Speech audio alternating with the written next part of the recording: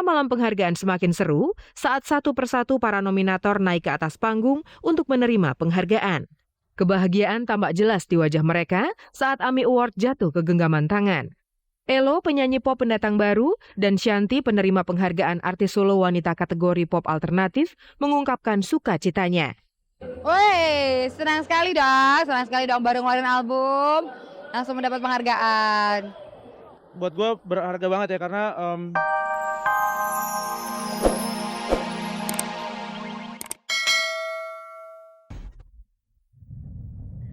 Apa kabar pemirsa? Kabar-kabar sensasi hadir di hadapan Anda bersama saya Farisa Kamelia. Selama 30 menit ke depan akan mengisi hari Anda dengan kabar-kabar yang layak kami kabarkan karena kami kabar-kabari. Satu lagi artis yang sedang dicari wartawan.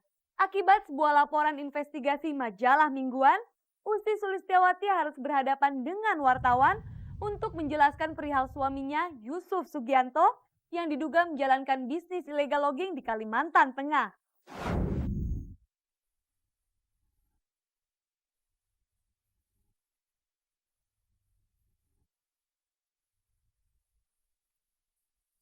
Pemirsa tentunya masih ingat dengan pesta pernikahan mewah dan megah yang dilakukan oleh presenter Ussy Sulistyawati dengan suaminya Yusuf Sugianto pada tanggal 17 September bulan lalu. Namun semakin berjalan usia pernikahan mereka, Ussy mulai mendapat kabar tidak sedap. Mungkin karena belum mengenal dekat dengan suaminya karena perkenalan singkatnya saat beribadah haji, sehingga Ussy tidak tahu siapa sesungguhnya Yusuf Sugianto. Kabar yang beredar, ternyata sepak terjang usaha Yusuf Sugianto yang bergerak di usaha perkayuan pernah dilakukannya secara ilegal di wilayah Taman Nasional Tanjung Puting, Kalimantan Tengah.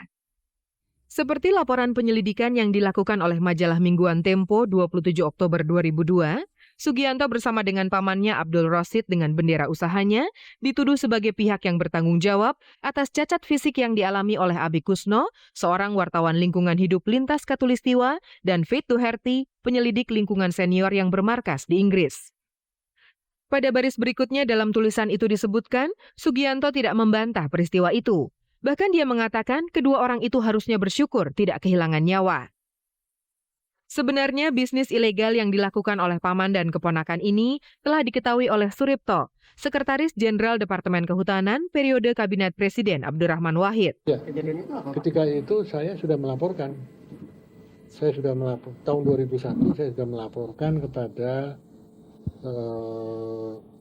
pihak kepolisian nama mafia kayu yang ada di Kalimantan Tengah itu supaya ditangkap atau diselidiki dan diusut.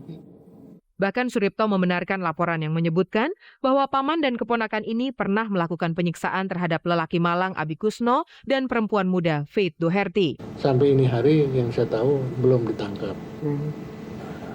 Jadi yang memotong tangan kalau salah wartawan itu, ya, itu mestinya ya diusut. Rasanya kurang lengkap jika tidak mewawancarai Ussy dan Yusuf Sugianto untuk mengetahui kebenaran ucapannya di majalah Tempo dan kerajaan bisnisnya. Sayangnya Ussy enggan berkomentar dan bergegas meninggalkan wartawan. Udah deh. Nggak ngerti. Bisa kasih komentar. Tahu nggak tentang hal itu sih? No, thank you. Bisa komentar. Nanti aku jalan. Aku mau syuting lagi Mas ya. Bisa komentar sedikit aja. Nggak ngerti. Nggak ngerti. Ya.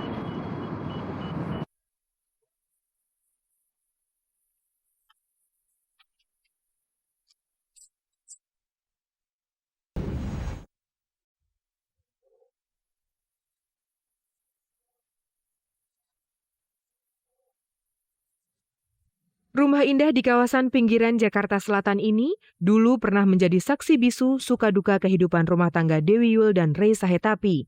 Di rumah inilah pasangan yang telah dipisahkan oleh takdir itu berbagi cinta dan membesarkan keempat putra-putrinya.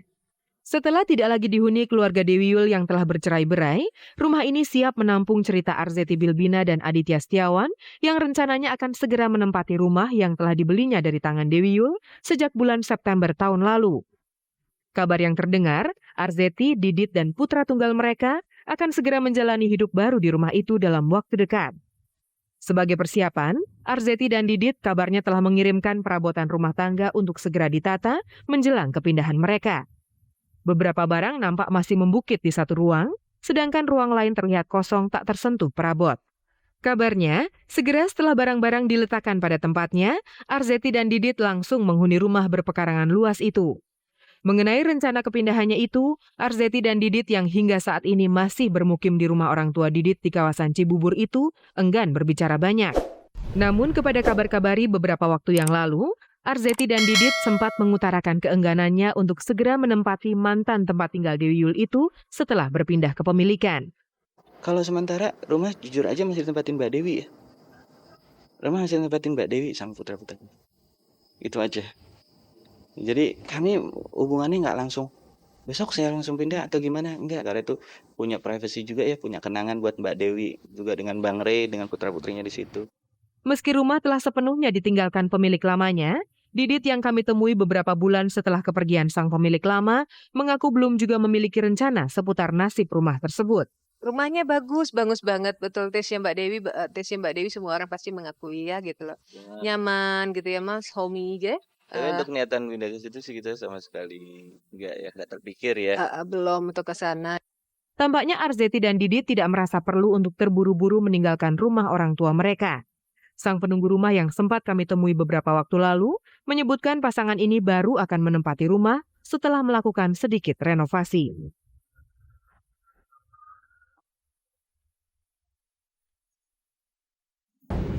Perhelatan bagi insan musik AMI 2005 berakhir pada hari Jumat malam kemarin. Peter Pan, band asal Bandung ini berhasil meraih 6 penghargaan, sekaligus menjadi band yang paling banyak menyabet trofi, di samping penyanyi Elo, Shanty, serta Padi.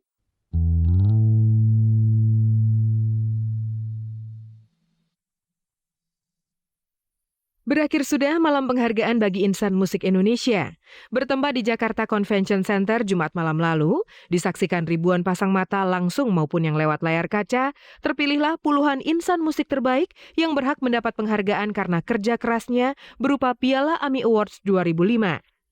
Selain menyebar penghargaan bagi insan musik berprestasi, pagelaran AMI Awards 2005 yang dihadiri oleh ratusan pemusik dan pecinta musik di tanah air juga menampilkan penyanyi papan atas yang terbukti berhasil membuat pesta bagi masyarakat musik ini semakin meriah dan menghibur. Mereka diantaranya Krisdayanti, Ari Lasso, Christina, Ratu, Raja, Peter Pan, Michael, dan Siti KDI. Acara malam penghargaan semakin seru saat satu persatu para nominator naik ke atas panggung untuk menerima penghargaan. Kebahagiaan tampak jelas di wajah mereka saat AMI Award jatuh ke genggaman tangan. Elo, penyanyi pop pendatang baru, dan Shanty, penerima penghargaan artis solo wanita kategori pop alternatif, mengungkapkan sukacitanya.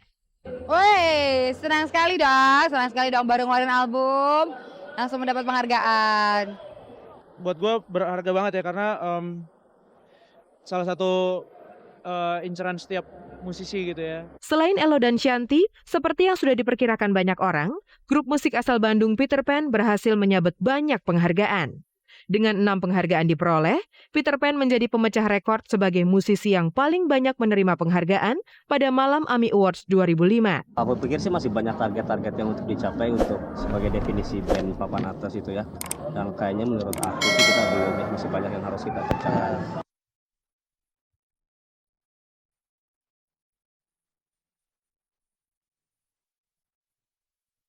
Pemirsa, sudah pasti Anda masih bersama kabar-kabari sensasi saat ini. Jangan sampai Anda menyesal karena ketinggalan kabar yang Anda tunggu-tunggu.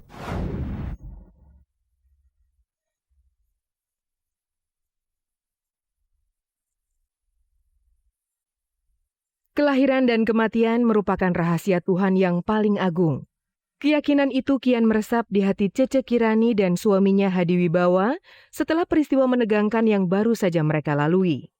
Jauh di luar perkiraan, jabang bayi buah cinta Cece Kirani dan Hadi Wibawa yang direncanakan lahir pada bulan Januari tahun depan di Singapura, tak terduga sebelumnya memaksa untuk segera melihat dunia. Padahal usia kandungan Cece baru memasuki bulan ke-7. Cece dan Hadi pun belum lama menggelar acara syukuran bagi calon bayi pertama mereka yang telah menginjak bulan ke-7. Sesuai perkiraan dokter, Cece baru akan melahirkan anak pertamanya awal tahun depan. Untuk saat bahagia itu, Cece dan Hadi telah mempersiapkan sebuah ruang di rumah sakit besar di Singapura sebagai tempat kelahiran sang bayi, mengingat penyakit akibat kista yang diderita oleh Cece. Rupanya manusia hanya bisa berencana. Tuhan jualah yang